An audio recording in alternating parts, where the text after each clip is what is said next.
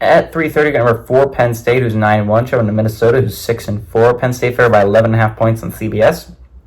Drew Aller's gone 166 to 231, thrown for 2,253 yards, 16 touchdowns, 5 interceptions. Katron Allen has had 139 carries for 654 yards and 5 touchdowns, and Tyler Warren's had 67 catches for 808 yards and 5 touchdowns. Max Brosmer's gone 218 to 325, thrown for 2,251 yards, 14 touchdowns, 4 interceptions.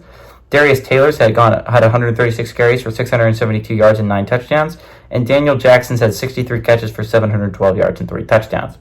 Penn State is 10-6 against Minnesota all time. Last game went to Penn State in 2022.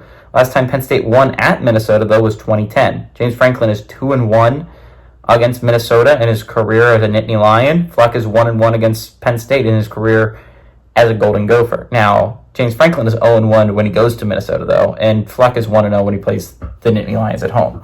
This is by far the toughest team Penn State has left on their schedule, right? It's not a hard argument considering there's 2, but I would say it's the hardest road game you're going to have to face. I understand going to USC was difficult, and I understand it's kind of like, oh my God, going to USC is difficult, but let's not forget, early USC was playing some really good football. This was a team that beat LSU. So that was a good USC team that played Penn State to the limit. Minnesota is going to be a hard environment to go into and win. Ask USC. Minnesota has played some really good football this year. They won an insane win streak before Rutgers beat them 2 weeks ago, and they had a bye to consider that loss and start getting ready for this game. Golden Gophers are a good football team. This is a Golden Gophers team that I would say is probably the 6th best team in the conference. It's up there with Illinois, and I think difficulty. Illinois is a good football team. Minnesota is a good football team.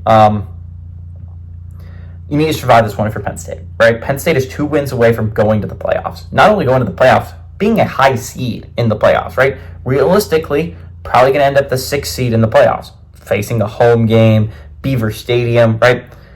Good seeding on trajectory to probably play either ACC or Big 12 champ, realistically speaking, unless Texas loses. In that case, possibly not. You could end up playing the SEC champ. They could fall to 3. I don't know. It's probably not going to be the Big 10 champ. You're probably not going to have to face a Big 10 team on the bracket, which is massive if you're Penn State, because probably the best conference in college football this year has been the Big 10. You have four of the 5 best teams in the nation. You don't want to have to play Ohio State again. That's your big weakness. Penn State's 2 wins away. 2 wins away. They have to play this Minnesota team and then beat a Maryland team that is really struggling. Now, not to discount a team that if they're 5-6, if Maryland is 5-6 and playing for bowl eligibility, that's going to be a tough out. Like, teams that are facing chance to get to a bowl, that's a team that's going to play their hearts out because they want to go bowling.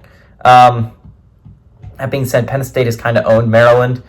I'd like to look at that record next week. I think it's going to end up mattering. It's definitely going to end up mattering because even with a 2-loss team, Penn State is still technically speaking in the picture. I think Penn State, regardless, is going to win this game. I think this game could be really scary, though. It's easily the scariest game, in my opinion, for a Penn State fan I could think of. The Nittany Lions got to be fretting heading into this one, right? Minnesota's a scary team. The Golden Gophers are one of the harder teams they're going to have to play. I still like Penn State, though. I like Penn State to win. I like Penn State to cover on the road.